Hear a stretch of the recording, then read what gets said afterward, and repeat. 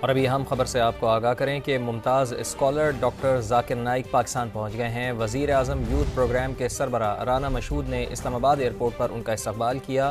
مزید جان لیتے ہیں، عثمان جاوید ملک ہمارے ساتھ موجود ہیں۔ عثمان، ڈاکٹر صاحب کی کیا مصروفیات ہوں گی؟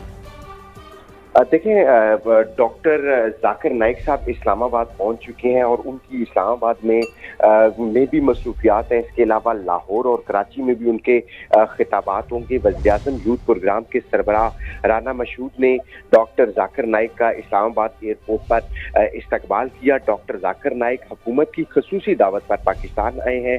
ان کی مصروفیات کراچی، لاہور اور اسلام آباد میں مختلف تقاریب میں بطور مہمان خصوصی یہ شرکت کریں گے، جبکہ اسلامی اسکالر ڈاکٹر ذاکر نائک اہم ملکی شخصیات سے ملاقات کریں گے۔ جب اسلام آباد ایئرپورٹ پر آئے تو مسافر بھی ان کو دیکھ کر خاصا خوشی کا اظہار کیا اور ان کی جانب سے بھی ان کا بھرپور استقبال کیا گیا۔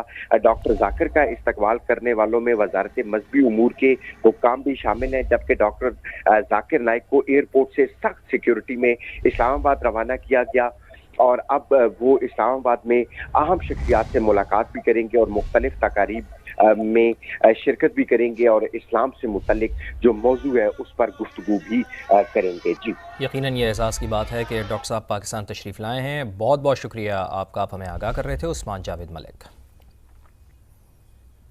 آپ کو معلوم ہے کہ ڈاکٹر ذاکر نائک صاحب پاکستان میں تشریف لا رہے ہیں، تو ہم ان کو تہ دل سے خوش آمدید کہتے ہیں اور ان کا استقبال کرتے ہیں۔ اہلا و سہلا و مرحبا۔